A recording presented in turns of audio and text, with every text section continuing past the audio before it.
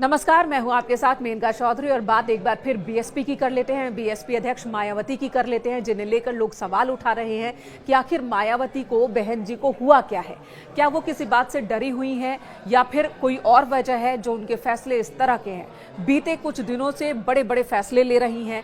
पहले आकाश आनंद को पार्टी के सभी जिम्मेदार वाले पदों से हटाया, फिर आकाश आनंद को पार्टी से ही निकाल दिया, उनके पिता को नेशनल कोऑर्डिनेटर बनाया और आज ही मायावती ने सोशल मीडिया साइट के जरिए ये बता दिया कि आकाश आनंद के पिता यानी कि आनंद कुमार को भी नेशनल कोऑर्डिनेटर पद से हटा दिया गया है। अब वो वही जिम्मेदारी निभाएंगे जो अब तक निभाते आए हैं, पार्टी के राष्ट्रीय उपाध्यक्ष की जिम्मेदारी। बहन जी हमारी नेता है, हमारे लिए सम्मानीय। अगर वो कुछ कर रही है तो बहुत सोच समझ के जो कुछ चल रहा होगा उसी आधार पर कर रही है। मैं उसमें क्या कह सकता हूँ, आप या उसमें क्या कह सकते हैं।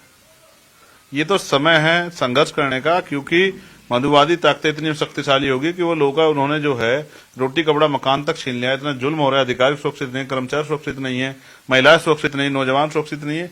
ऐसे समय में मैं पारिवारिक लड़ाई पर बात करूं या यहाँ जो है जो लड़ाई जंग चल रही है इसमें योगदान दूं, तो हम तो अपनी ड्यूटी अदा करें, इसलिए हमने 10 तारीख को आंदोलन रखा है।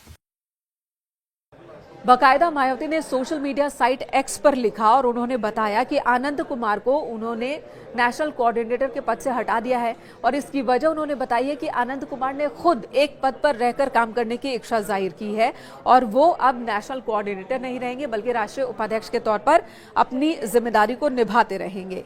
कुछ दिन पहले ही मायावती ने अपने भतीजे यानी कि आकाश आनंद को नेशनल कोऑर्डिनेटर पद से हटाया था और वो भी बहुत ही ड्रामेटिक अंदाज में। लोकसभा चुनाव से पहले उन्हें जिम्मेदारी दी जाती है, फिर एन चुनाव के दौरान ही जिम्मेदारी ले ली जाती है, चुनाव खत्म होने के बाद वापस उन्हें जिम्मेदारी दी जाती है और उसके बाद 2 दिन पहले ही उन्हें जिम्मेदारी से तो हटाया गया ही, पार्टी से भी बाहर कर दिया गया।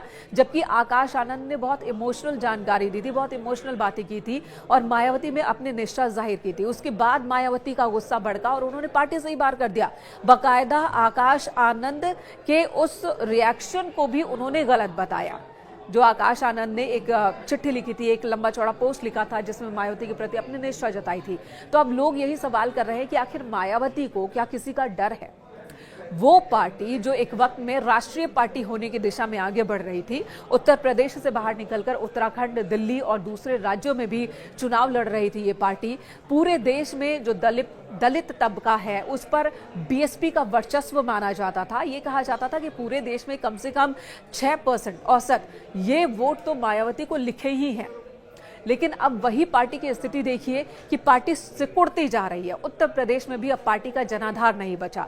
यूपी की बात की जाए तो 13% वोट बैंक पर एक वक्त था जब बीएसपी का कब्जा था, लेकिन अब इसमें बहुत गिरावट दर्ज की गई है। तो न विधानसभा में, न विधान परिषद में, न लोकसभा में कहीं पर भी नुमाइंदगी नहीं और उसके बाद भी बीएसपी के अंदर इतनी खटपट किस बात को लेकर हो रही है। आखिर मायावती को डर किस बात का है? क्या उनका पॉलिटिकली कोई हाईजैक कर लेगा, पार्टी पर कोई हाईजैक कर लेगा, या फिर कोई और वजह है जो मायावती इस तरह के फैसले ले रही है? अब इन्हीं बातों पर चर्चा चल रही है। हालांकि बीजेपी का रिएक्शन यही है कि ये बीएसपी का अंदरूनी मामला है, उस पर हम कोई कॉमेंट नहीं करेंगे। तो वहीं कांग्रेस लगातार तंज कस रही है कि बीएसपी अब खत्म होने वाली पार्टी है। समाजवादी पार्टी भी कुछ इसी तरह के रिएक्शन दे रही है। लेकिन बीएसपी आखिर किस रास्ते पर आगे बढ़ रही है? बीएसपी के ही नेता अब नहीं चौंकते।